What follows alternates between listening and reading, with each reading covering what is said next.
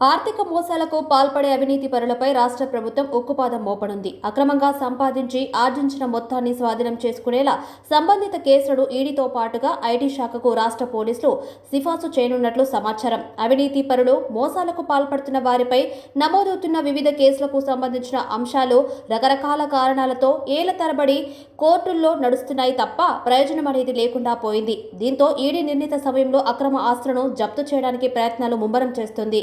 ఈ నేపథ్యంలోని ఐటీ శాఖ కూడా లెక్కలో చూపని ఆదాయం ఆస్తులను కూడా ఐటీఏ అధికారులు గుర్తిస్తున్నారు. ఇక వీలైనంత త్వరగా అక్రమార్కులకు కళ్లెం వేయాలన్న ఉద్దేశంతో ఆయా విభాగాలకు సంబంధించిన అధికారులను రంగంలోకి దించాలని అధికారులు భావిస్తున్నట్లు సమాచారం. అయితే ఇందులో భాగంగానే ఇటీవల పట్టుబడిన హెచ్ఎండిఏ మాజీ డైరెక్టర్ శివబాలకృష్ణ కేసును ఈడీకి ఐటీ శాఖకు సిఫార్సు చేయనున్నట్లు తెలుస్తుంది.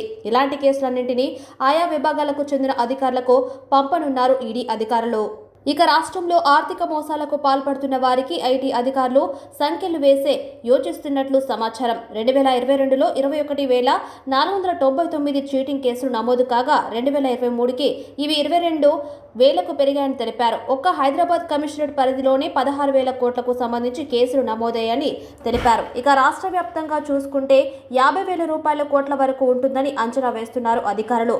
ముఖ్యంగా రియల్ ఎస్టేట్ పేరుతోనే ఎక్కువగా మోసాలకు పాల్పడుతున్నట్లు తెలిపారు.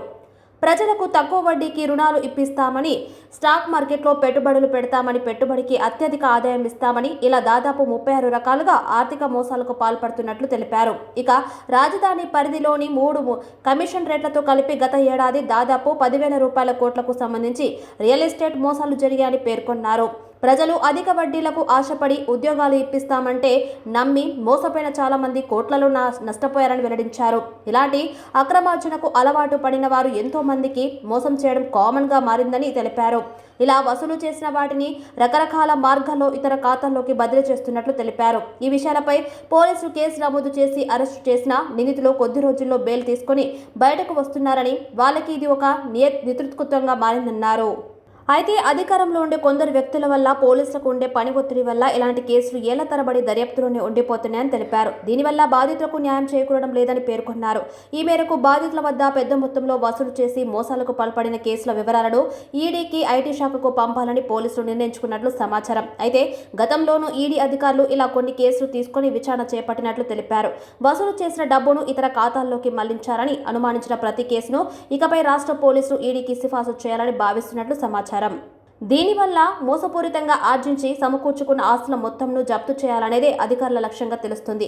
అంతేకాకుండా ఐటీ శాఖకు వివరాలు ఇవ్వడం ద్వారా ఆయా సంస్థ నిర్వాహకులు నల్లధనాన్ని ఎలా వెనకేసుకుంటున్నారో తెలుసుకోవడానికి ప్రయత్నాలు ముమ్మరంగా సాగుతున్నాయి. అలాగే అవినీతి కేసులో పట్టుబడిన వారి వివరాలను సైతం ఈడీ, ఐటీ శాఖలతో పోలీసులు పంచుకొనున్నట్లు సమాచారం. అయితే అవినీతి పరులు ఆదాయానికి మించి ఆర్జించిన మొత్తంతో ఇతర ఆస్తులు కూడబెట్టుకోవడం, బంధువులు, సన్నిహితులను బినామీలుగా పెట్టుకుని వారి ఖాతాల్లోకి మళ్లించడం చేస్తున్నట్లు తెలిపారు. ఇటువంటి వారి ఆస్తులు కూడా గుర్తించి ఈడీ, ఐటీ అధికారులు జప్తు చేసేందుకు సిద్ధమవుతున్నట్లు తెలుస్తుంది.